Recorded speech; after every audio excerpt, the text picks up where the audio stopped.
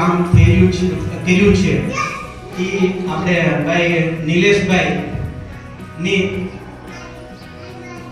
એના સૂઝબૂઝથી અને એના અંગત સંબંધોને કારણે કોર્પોરેશન તરફથી આપણા ભવનની અંદર જે બ્લોક નખાણા છે તો એમના સ્ટેન્ડિંગ કમિટીના ચેરમેન આપણી વચ્ચે ઉપસ્થિત રહેવાના છે તો એ નિમિત્તે આપણે અહીંયા ઉપસ્થિત થયા છીએ ત્યારે દરેકને આ પ્રસંગની અંદર ઉપસ્થિત રહેવા માટે ખૂબ ખૂબ ધન્યવાદ આપું છું, અભિનંદન આપું છું. આ સપનું અમે લગભગ 2000ની સાલની અંદર મને જ્યારે ભાવનગર જિલ્લાના પ્રમુખ તરીકે જવાબદારી આપી ત્યારથી એવું કહેવામાં આવ્યું હતું કે ભાઈ આપણે હરેક જિલ્લાની અંદર સમાજનું સંગઠન વધે એવા પ્રયત્નો કરવાના છે. અને ત્યારે મેં એવું વિચાર્યું હતું ત્યાં એક સંકલ્પ લેવડાવ્યો હતો અને એ સંકલ્પની અંદર એવું હતું કે ભાઈ સમાજની અંદર સંગઠન અને શિક્ષણ વધે એવા કામ કરવાના. એટલે ત્યારથી સંગઠનમાં તો મને બહુ એટલું બધું નહોતું પણ શિક્ષણની અંદર આપણા સમાજમાં વધારે બાળકો લાભ લે એવી ઈચ્છા હતી. અને આપણો હું સંઘની અંદર જ્યારે જતો હતો મીટિંગમાં ત્યારે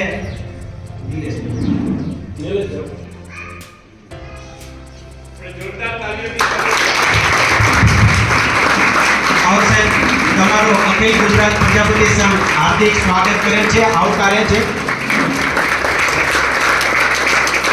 આપનો કિંમતી સમય લઈને અમારી વચ્ચે ઉપસ્થિત થવા બદલ આપને ખૂબ ખૂબ આવકારીએ છીએ.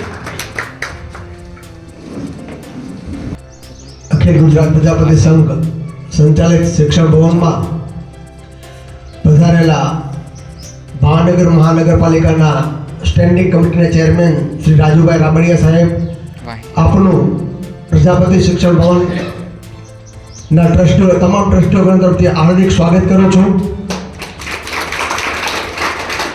ઉપરાંત પધારેલા આપણા સમાજના મહાનુભાવ એવા ધંધુકિયા સાહેબ, વાઘેલા સાહેબ, મેવાડા સાહેબ, રમેશભાઈ સાહેબ, નિલેશભાઈ, ગોવિંદભાઈ, પીપી યાદવ સાહેબ, અજયભાઈ અને જયંતિભાઈ મેઘાણી સાહેબ, તેમજ પધારેલા તમામ ગોળના આગેવાનો, વિદ્યાર્થી મિત્રો, આપ સૌનું ભાવભર્યું સ્વાગત છે. કાર્યક્રમ થોડો લંબાયો છે એટલે હું આગળના કાર્યક્રમ માટે આપીશ મંચ પર. ખૂબ ખૂબ ધન્યવાદ. માનની સ્ટેન્ડિંગ કમિટીના ચેરમેન, ઉપસ્થિત સૌ મહાનુભાવો, સમય થઈ ગયો છે, બધાનો વ્યક્તિગત નામ નહીં લઉં કારણ કે અહીંયા ઉપસ્થિત દરેક મહાનુભાવોએ સમાજના વિકાસ માટે, શિક્ષણ માટે ખૂબ બધું યોગદાન આપેલું છે. એવા તમામ મારા જ્ઞાતિજનો, વિદ્યાર્થી ભાઈઓ અને બહેનો, આપણા સમાજની અંદર શિક્ષણ અને સંગઠન મજબૂત થાય એના માટે અખિલ ગુજરાત પ્રજાપતિ સંઘ 1986થી જ્યારે આ કામ કરી રહ્યા છે ત્યારે ભાવનગર જિલ્લાની અંદર આપણે 1999થી 2000ની સાલની અંદર કમિટીઓની રચના કરવામાં આવી અને પ્રમુખ તરીકે મને જવાબદારી દેવામાં આવી. ત્યારે આપણા જ જિલ્લાની અંદર અલગ અલગ 7 ગોળ વચ્ચે છે. ત્યારે એ બધાને મારી સાથે મંગાજીભાઈ મારવાડી પણ હતા જે અત્યારે આપણી વચ્ચે નથી, ઇન્દુબેન લાડવા હતા. પણ આ બધાના માર્ગદર્શનથી આપણા ભાવનગર જિલ્લાની અંદર 7 ગોળના પ્રમુખો અહીંયા છીએ અને એ બધાએ ના સાથ અને સહકારથી અહીંયા આપણે 200 વિદ્યાર્થીઓ રહી શકે એવી વ્યવસ્થા અને એ પણ 24,000 રૂપિયા વાર્ષિક ફી લઈ અને જમવા કરવાની વ્યવસ્થા આપણે પૂરી પાડી રહ્યા છીએ. આ બધો જ શ્રેય અહીંયા ઉપસ્થિત સૌ જ્ઞાતિજનોને આપું છું. અસ્તુ જ્ઞાતિ મૈયાની.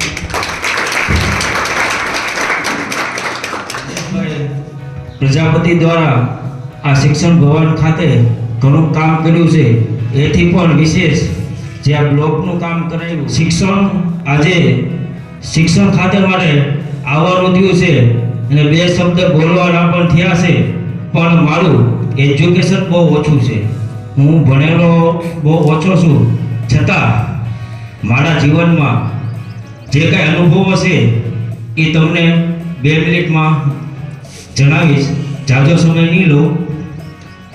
શિક્ષણ જરૂરી છે, એની સાથે સાથે સંસ્કાર પણ જરૂરી છે. શિક્ષણ હશે અને સંસ્કાર નહીં હોય તો પણ જીવન તમારું મુશ્કેલીમાં હશે.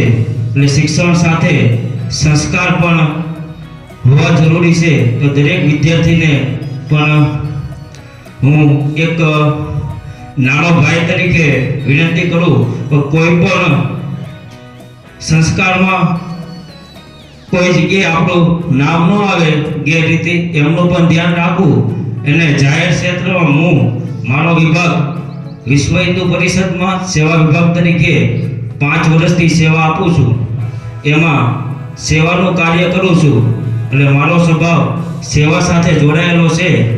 સેવા એટલે એવું છે, કોઈ પણની મદદ કરવી. એવું નથી કે આ મદદ કરી, કોઈ પણ આપણી પાસે આવ્યો, આપણીથી જે કાંઈ થતું હોય એ મદદ કરવી, એ પણ એક મોટી સેવાનો ભાગ છે. અસ્તુ. ભારત માતા કી જય. ખૂબ ખૂબ આભાર હિતેશભાઈ. તો આજે કંઈ ખાસ કહેવાનું ન હોય, પણ મારે જો તમને કહેવાનું હોય તો એક જ વાક્યમાં હું કહેવા માંગીશ, તમે જે છો, તમે સમાજને અથવા તો સામેવાળી વ્યક્તિને તમારાથી તમે શું આપી શકો, બસ જીવનમાં આટલું શીખવાનું છે. આપણાથી જેટલું થાય એટલું કરવાનું. પહેલો શું કરતો હતો, પહેલો આ કરતો હતો, પહેલો તે કરતો હતો, પહેલી આ કરતી હતી, એ કરવાની કોઈ જરૂર નથી. આપણે જીવનમાં સુખી થવું હોય, શાંતિથી જીવન જીવવું હોય, અંદરનો અંતરાત્માને આનંદ લેવો હોય, તો જીવનમાં એક જ બોધ છે. હું જે ફિલિંગ કરું છું કે આપણાથી જેટલું થાય એટલી બીજાને મદદ કરો. જેમ હિતેશભાઈ આપણે વાત કરી, સેવા કરવાની. સેવાનો મતલબ કે નિસ્વાર્થ ભાવ તમારો હોય, એની અંદર કોઈ જાતનો સ્વાર્થ ન હોય. દાખલા તરીકે મારા ક્ષેત્રને લીધે મારા સંપર્કમાં મહાનગરપાલિકાના અધિકારી પદાધિકારી આવતા હોય તો સમાજની સાથે પણ હું જોડાયેલો છું. રાજુભાઈ રાબડિયા જે છે, મારા ઘણા વર્ષોથી એની સાથે નાતો છે. તો એમને મેં ખાલી એક જ વખત ધ્યાન દોર્યું કે અમારું સમાજનું શિક્ષણ ભવન છે, આ સમાજનું કાર્ય છે, એના વિદ્યાર્થીઓ શિક્ષણ મેળવે છે.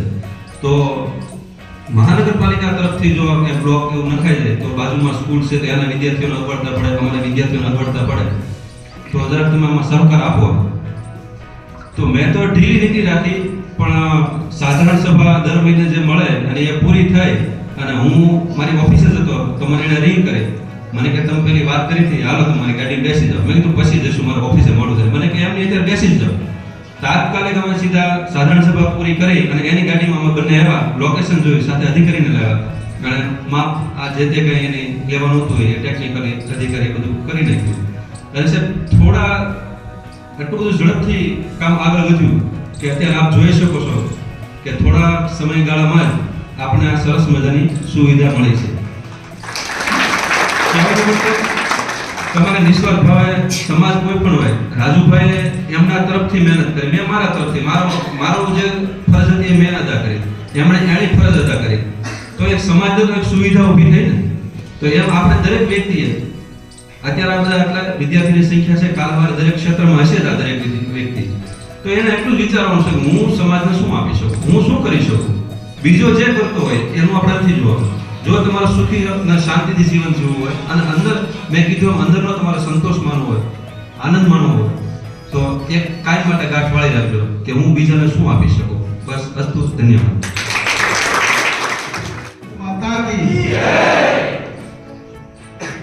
આજે એવું પ્રસંગ છે કે તમારી જે વિદ્યાર્થી કાળમાં ગામડામાંથી આવીને અહીં ભાવનગર ભણવાનું શરૂ કર્યું અને મારા મા બાપ ખેતી કરતા હતા ગામડે, અને હું તમારી જે હોસ્ટેલમાં રહીને મોટો થયો છું એટલે મને સૌથી વધારે આનંદ એ છે કે એવા પ્રસંગમાં મને આવવાનું થયું છે. દિનેશભાઈ મને 2 દિવસ પહેલા કીધું હતું કે આવો કંઈક કાર્યક્રમ, એટલે મેં એને ના પાડી, મેં કીધું કાર્યક્રમ કંઈક કરવો નથી અને મારે આવવું પણ નથી. તો મને કે અમારે મીટિંગ કરવાની છે અને તમે આવો તો મજા આવશે. સવારમાં નક્કી કર્યું, બપોરે નક્કી કર્યું, મારા પહેલાંના કારણે. પણ વધારે વાત બીજી મારે નથી કરવી. અખિલ ગુજરાત પ્રજાપતિ સંઘ દ્વારા શિક્ષણ માટેનું આ જ્યોત જે પ્રગટાવી છે એને પ્રજ્વલિત રાખવા માટે તમે જે મથામણ કરો છો, એને બહુ અઘરું કામ છે. અહીંયા 6 બોર્ડ 7 બોર્ડના પ્રમુખો બેઠા છે, અમારા નિલેશભાઈ પણ બેઠા છે. પત્રકાર તરીકે અમારા પૂછડા આવડતા હોય પણ મિત્ર તરીકે કોઈ કામ સીધવાનું કામ થતું હોય તો એમાં પોતાનો સ્વાર્થ નથી હોતો, એ અમને ખબર હોય છે. કોઈ વિધવા બેનના દીકરા માટેની ભલામણ હોય તો એમનો સ્વાર્થ નથી.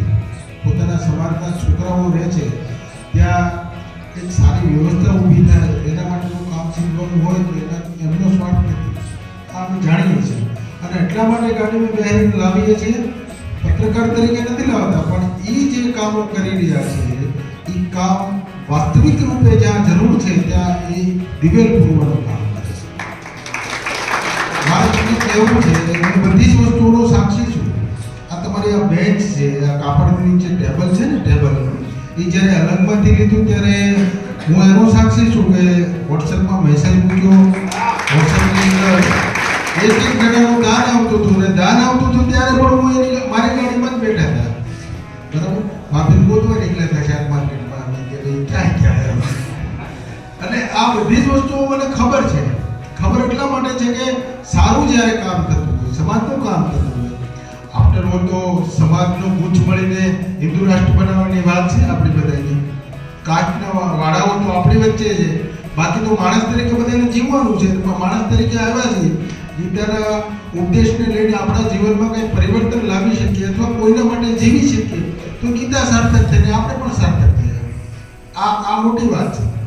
હું તમારી જેમ ભણતો હતો અને મને બરાબર ખબર છે કે તમારી પાસે તો હજી બહુ સારી સગવડતાઓ છે. બપોરે 11:30 બરાબર હું યાદ રાખીને બોલું છું, બપોરે 11:30 રસોડામાં ધમાલ થાય, રસોઈઓ ભાગી જાય અને સાયકલ લઈને રસોઈયા ગોખવાનું કામ મેં કર્યું છે.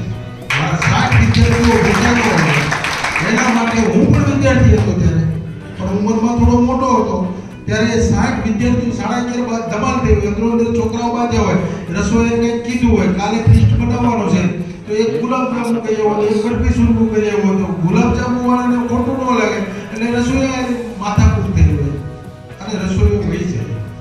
આ બધી મને પરિસ્થિતિની ખબર છે. વરસાદ આવ્યો, પાણી પડતું હોય, તમારી સારી બિલ્ડિંગ છે, હું નળિયામાં હોસ્ટેલમાં રહેલો છું.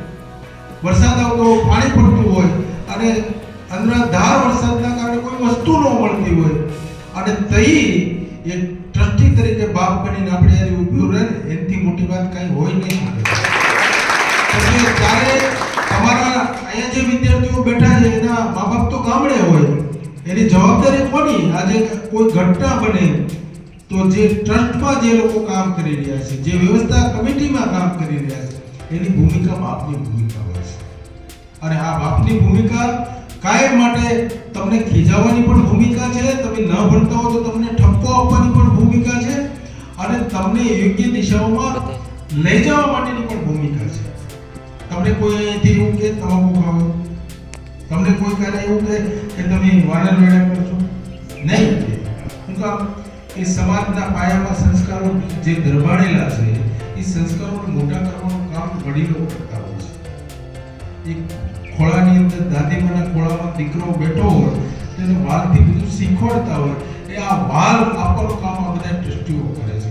ત્યારે વિદ્યાર્થીઓને હું કહું છું કે ક્યારેય એનું સન્માન ન, એની અંદરનું એનું ટ્રસ્ટી તરીકેનું સન્માન ન ગવાય, એ તમારી જવાબદારી છે. અહીંયા આવીને એનો પોતાનો સમય કાઢીને ઘરે ઘણી વખત હું તો નિલેશ ધંધા કાઢતા કહેતો હું અને હું અત્યારે બોલું છું, મારી ઘરવાળી ટાઈમ દીધા તેનો ડબ્બો મગાવતી હોય ન લાવી પણ કોર્પોરેશનમાં ગટર ઉભરાડે હોય તો જવું પડે. અમારે કોર્પોરેશનમાં ગટર ઉભરાડ્યો તો જવું પડે, ઘરવાળી તેલનો ડબ્બો મગાવતી નથી લાવતા. એ તમારી પરિસ્થિતિમાં આજે તમારા પ્રશ્નો માટે એને ઘરે ઘણા બધા કામ છોડીને આવ્યા છે. ઘણા બધા કામો છે ક્યાંય ને ક્યાંય બિઝનેસમાં પણ એ ડેવલપ થયા છે, ક્યાંય ને ક્યાંય સામાજિક રીતે પણ આવડું મોટું કદ છે તો બીજા સમાજ સાથે પણ તાલમેલ મેળવવા માટે કામ કરતા હશે. પણ વિદ્યાર્થીઓ માટેની વાત આવે છે, વિદ્યાર્થીના બોર્ડિંગ માટેની વાત આવે છે તો બધું ભૂલીને તમારી પાસે આવે છે. તમારા મા બાપે તમને તમારી ઉપર ભરોસો કરીને ભણવા માટે મોકલ્યા છે, તો ભણવા સિવાયની કઈ પ્રવૃત્તિઓ હોય એ આપણે ઓછી કરવી જોઈએ. રમત ગમત ને અંતે જે પ્રવૃત્તિઓ એમાં પર લાગે બરાબર છે, પણ બાકીની જે પ્રવૃત્તિઓ છે ઓછી કરીને ભણી કેમ શકીએ શકીએ એના માટેનો આપણો પહેલો મકસદ આવો.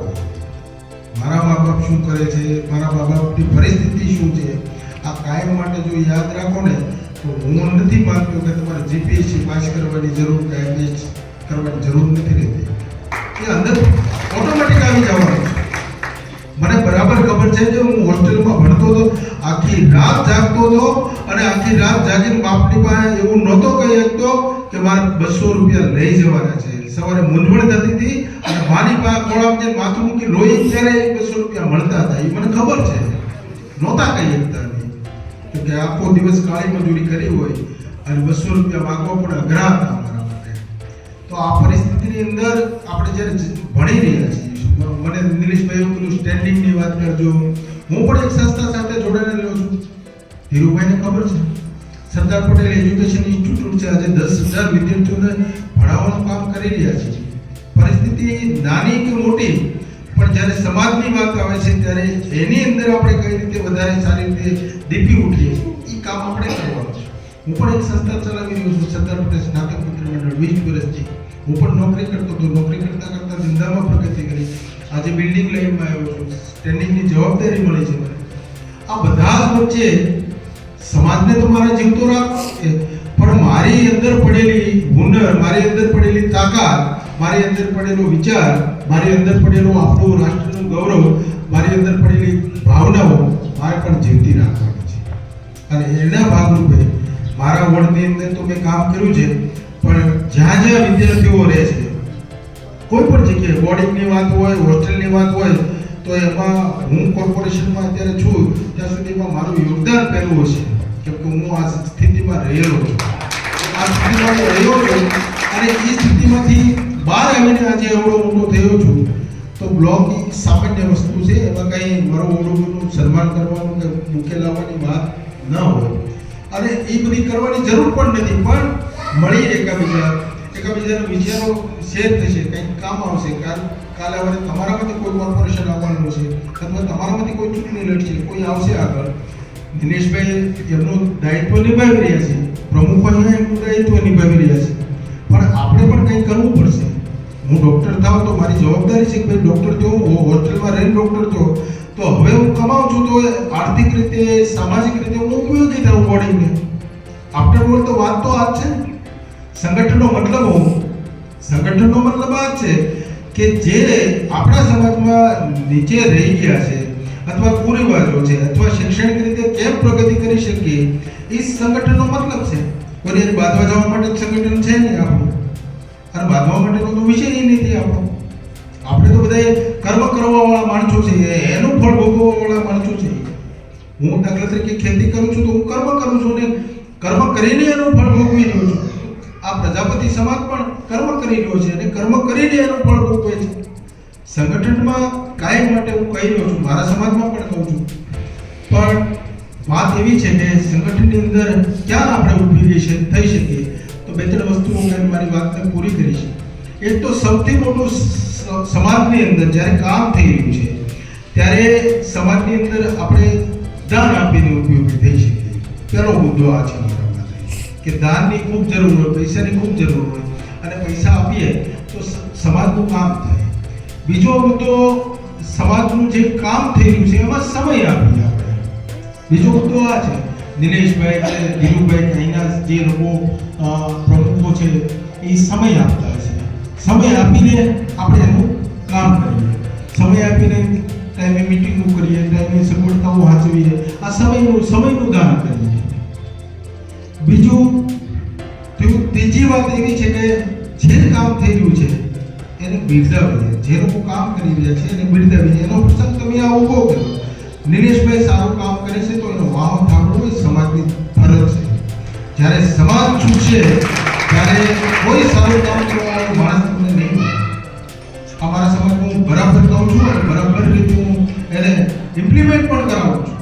નાનું કામ કરનારા માણસને પણ જો તમે વાહો નહીં થાળવો, એને પીઠ નહીં થાળવો, તો ક્યારે તમારા સમાજમાં આગામી દિવસોમાં કોઈ આગેવાન ઊભો નહીં થાય. આગેવાન ઊભા કરવા માટેનું સૌથી મોટું બળ હોય તો એ પ્રોત્સાહન બળ છે. અને પ્રોત્સાહન બળ નહીં આપો તો ક્યારે સમાજમાં કોઈ આગેવાન ઊભો નહીં થાય અથવા સમાજના કામો નહીં થાય. ચોથું હું મારું ઘરનું ઉમેરું છું કે જે પણ થઈ રહ્યું છે એમાં ટાટિયા ન કહેવો. જે પણ થઈ રહ્યું છે એમાં ટાટિયા ન કહેવો. જે કરી રહ્યા છે એને પાછા પાડવાનું કામ ન કરો, એમાં પૂરા ન કાઢો, એમાં નાની નાની તિરાડો ન કરો. કામ તો બધાય થવાના છે. આપણી જ ઘરવાળી હોય, આપણી જ મા હોય, આપણી જ બહેન હોય, આપણી જ ભાભી હોય, કાંઈ માટે એક હરખી રસોઈ થાય? કોઈ આમાંથી કહી દે કે મારા ઘરે કાયમ માટે એક હરખી રસોઈ થાય તો હું માઇક મૂકી દઉં. આપણી જ માં છે, આપણે જન્મ આપીને મોટો કરવા વાળી માં છે, એ પણ રાંધતી હોય ને આપણી પત્ની જેની ઉપર આપણે બધો જ ભરોસો હોય, બધી જ વાત આપણે એને કરતા હોય, છતાં એક સરખી રસોઈ ક્યારે નથી થતી એમથી. તો કામમાં પણ એવું છે, સમાજના કોઈ પણ કામની અંદર ક્યારેય એક સરખું થવાનું નથી, અને એક સરખું નથી થવાનું. પ્રમુખની જવાબદારી બદલાણા કરવાની છે. કોઈ આજીવન પ્રમુખ તો છે નહીં. હું સ્ટેન્ડિંગ કમિટીનો ચેરમેન છું તો હું આજીવન તો છું નહીં, મારા 2 વર્ષ પૂરા થઈ જવાના છે. કોઈ મારી પહેલા પણ કામ કર્યું છે ને મારી પછી પણ કામ કરવાના છે. ત્યારે પ્રમુખોનો કાર્યકાળ હોય ત્યારે એક સરખું કામ નહીં થાય, અને એને પકડીને જો તમે તમારા સમાજની વાતને રાખશો તો સમાજ આગળ નહીં જાય.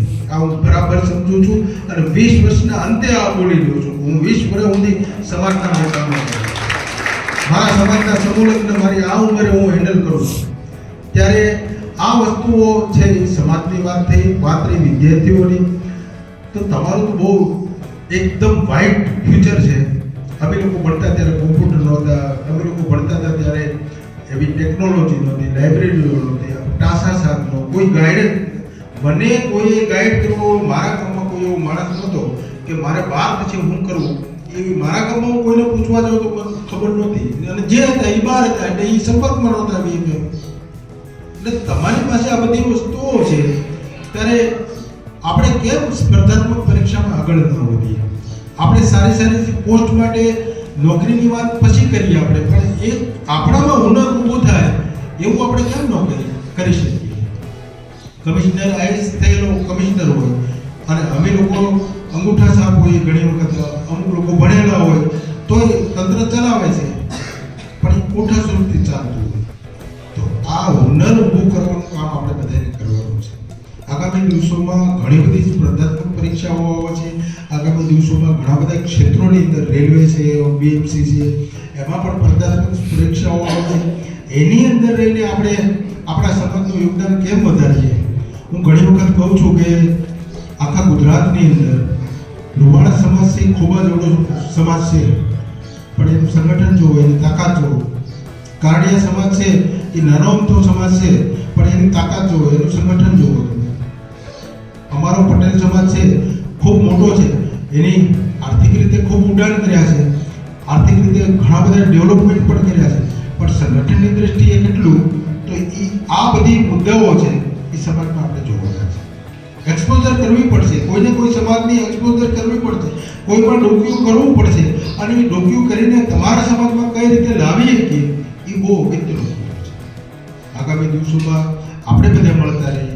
કાર્યકારી અહીંથી ઘણા બધા કાર્યક્રમો, નિલેશભાઈ મને ઘણી બધી વાત કરે છે, અને ઘણી બધી વખત હું પણ એમને કહેતો હોઉં છું, અને એટલો જ ભાવ છે મારો કે હું હોસ્ટેલમાં રહેલો હતો, હું બોર્ડિંગમાં રહેલો હતો. મારા વોર્ડ વડવા વોર્ડ આવે એમાં 6 હોસ્ટેલો બોર્ડિંગનું છે. 6 હોસ્ટેલની કોઈ પણ સુવિધામાં મેં બાકી નથી રહેતો. હું 2 વર્ષથી બે ટર્મથી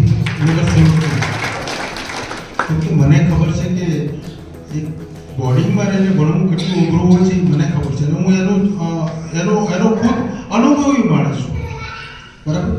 ક્યારેક શાક તમારું પણ ખારું મોડું થતું હોય છે, ક્યારેક રોટલી ભાખરી કાચી પાકી ક્યારેક તમારે આવતી છે, પણ ક્યાં બેઠા છે એ કાયમ યાદ રાખવું પડશે કે અમે સમાજના સત્ર નીચે બેઠા છીએ.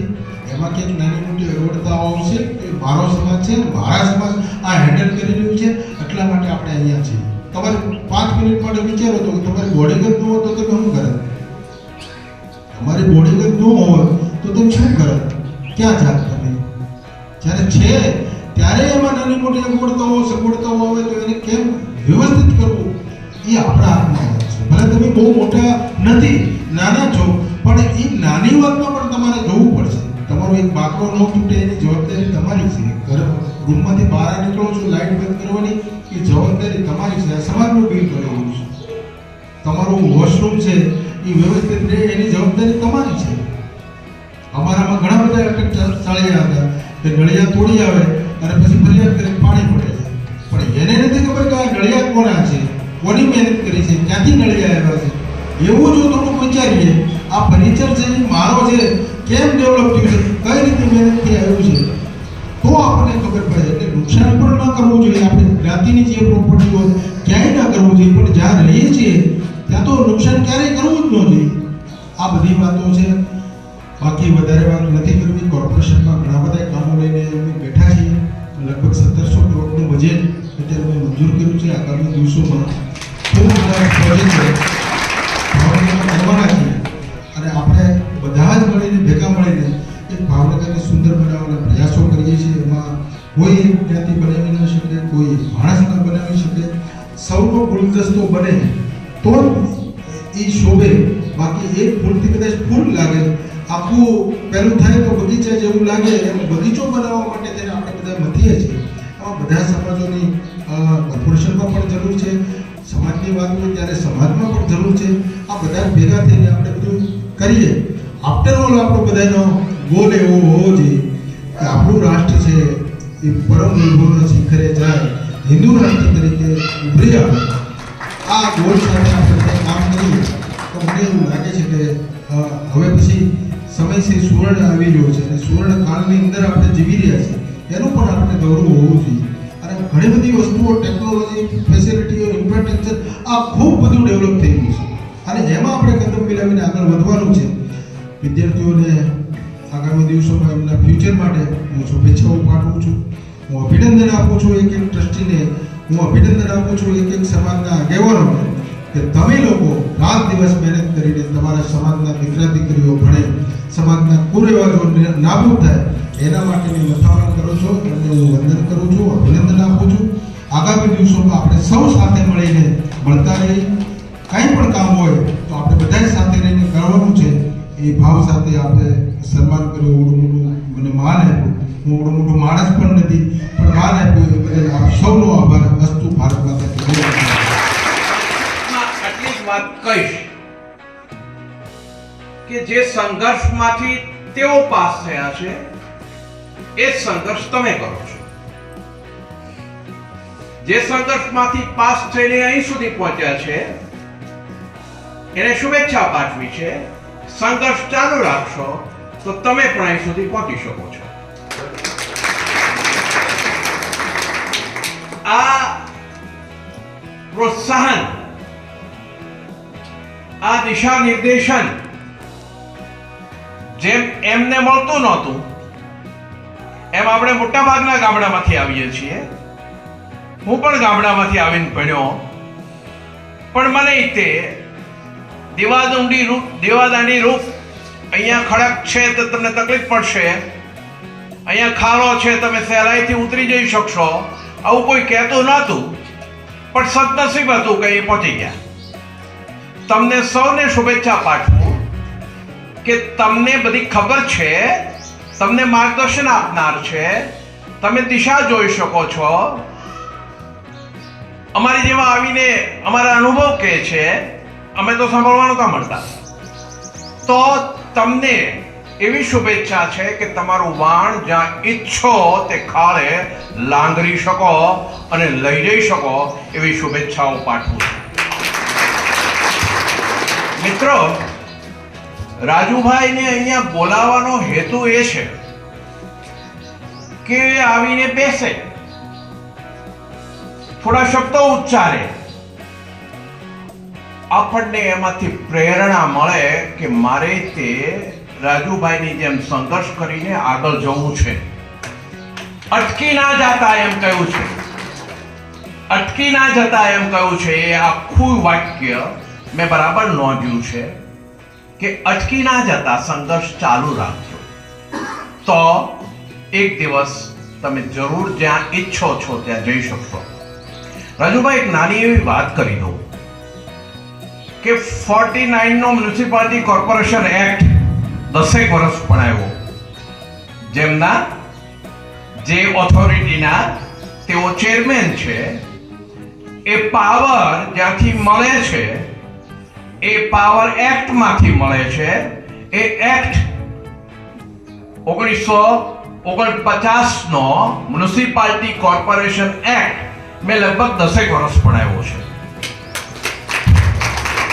મિત્રો, મારું પોતાનું એમ કહેવું છે કે અમે લોકો માઇનોરિટીમાં છીએ. સંખ્યાબળ એ લોકશાહીમાં અગત્યનું છે. હું રાજનીતિ શાસ્ત્રનો અધ્યાપક હતો. સંખ્યાબળ એ રાજકીય સત્તા મેળવવા માટે અગત્યનું છે. આપણું બળ સંખ્યાબળ નથી. તે વખતે જો આપણે સંગઠિત ના રહીએ, રાજુભાઈ સંગઠનની બહુ વાત કરી છે કે સંગઠિત ના રહીએ અને આપણે નાના નાના ચોકાઓમાં વેર વિખેર થઈ જઈએ તો આપણી શી દશા થાય એની કલ્પના કરવાની જરૂર છે. એટલે આજે જ્યાં છીએ ને એનાથી તે વેરવિખેર થઈએ તો આપણે સાવ વેરવિખેર થઈ જઈએ એવું મને દેખાય છે. એ વખતે વૈચારિક જાગૃતિ તમારી થાય અને તમને કોઈક એચીવ કરેલા સ્થાનેથી બેઠેલા માણસ તમારી જેવો સંઘર્ષ કરીને આવેલા હોય એ તમને એમ કે નિરાશ ના થશો, સંગઠિત રહેજો અને તમે જ્યાં જે એચીવ કરવા માંગો તે થઈ શકશે. હું પણ તમને સૌને આવી શુભેચ્છાઓ પાઠવું છું કે એચીવ થઈ શકે છે. હું મારી 60 જેટલી વિદ્યાર્થીનીઓને લઈને નરેન્દ્રભાઈ મારા વિષયના છે. મારો વિષય નરેન્દ્રભાઈ મોદીએ લીધેલો હતો. મારા ટીચર પાસે ભણેલા હતા. છાપાઓમાં આવે કે તમે આની વાત કરો, નાની વાત નથી થતી, નાની વાત નથી થતી વગેરે. હું તમને વાત કહું છું. એ નરેન્દ્રભાઈ જ્યારે સીએમ બન્યા, હું એ કુંભારનો દીકરો જ છું, પણ મારું કનેક્શન, તમારું કનેક્શન જેમ રાજુભાઈ સાથે નિલેશભાઈ કરાવી આપ્યું એમ મારું કનેક્શન કોણ કરાવી આપે? મારે કોઈ કાકા દાદાના તો છે નહીં આ કક્ષાએ, તો હું કરું, મારી મેલે કરું. અને 60 વિદ્યાર્થીઓને લઈને વિધાનસભા દેખાડવા ગયો. સાહેબે એમ કહ્યું કે મારે ઘરે બધી દીકરીઓને મોકલી દો. વિધાનસભા ચાલતી હતી, શું સૂચના આપી ખબર નથી. અમે ગયા ત્યારે અમને એમ થયું અમે જમ્યા ના હોત તો સારું હતું, અહીંયા તો જમવા કરતાંય બધું સારું છે. અને નાઈ ધોઈને બેઠા. 1.5 કલાક અમારી સાથે એમણે વાત કરી. જ્યારે તમને 1.5 ઇન્ટરવ્યુ માટે 10 મિનિટ મળે અને 1.5 કલાક તમને જ્યારે સમય મળે, તમારું તાકાત દેખાડવાની તો તમારામાં આવડત હોવી જોશે ને. એ કનેક્શન તમારી મેળે બનાવવાનું છે. કુંભારનો દીકરો પણ આ તાકાત ઊભી કરે. નરેન્દ્રભાઈને સૌથી પહેલા મેં નિમંત્રણ આપ્યું હતું કે સાહેબ તમે સીએમ થયા છો, તમારી રાજકીય મુલાકાત ભાવનગરની સૌથી પહેલા ભાવનગરની ગાંધી મહિલા કોલેજમાં થશે, જેનો હું હેડ છું. અને થઈ બધા ભાજપના આગેવાનો એમને જ્યારે રિસીવ કરવા ગયા હતા ત્યારે હું ગેસ્ટ હતો, હું હોસ્ટ હતો. હું રિસીવ કરવા ગયો હતો અને રાજુભાઈ મેં બધા કાર્યકરોને કહ્યું કે હું હોસ્ટ છું, તમે બધા તમારા પાર્ટીના સીએમ છે, પણ મારા હોસ્ટ છે ને પહેલી જ વખત રાજકીય હોદ્દો ધારણ કર્યા પછી ભાવનગરમાં પ્રવેશે છે, તો એમને હું જ પહેલો મળીશ. અને હું જ પહેલો મળ્યો તો હું પણ કુંભાર જ છું. આ તાકાત આપણે ઊભી કરવી પડે. તમને આવી તાકાત ઊભી થાય મળે એ માટે આવું કરતા રહે. અને રમેશભાઈ, નિલેશભાઈ આવું બધું કરતા રહે છે અને બધા મિત્રો એને સાથ સહાય કરે છે અને તમારી જેવા આગેવાનો અમારી ઉપર શુભેચ્છાઓ પાઠવે છે. એને કારણે અમારો સમાજ આગળ આવશે એવી અપેક્ષા સાથે વિરમું છું. ધન્યવાદ. અમારા અલગ અલગ ક્ષેત્રના પ્રમુખ, મંત્રી, ટ્રસ્ટીસીઓ છે, તો બધા વતી પણ આપનું હું શાબ્દિક સ્વાગત કરી લીધું છે.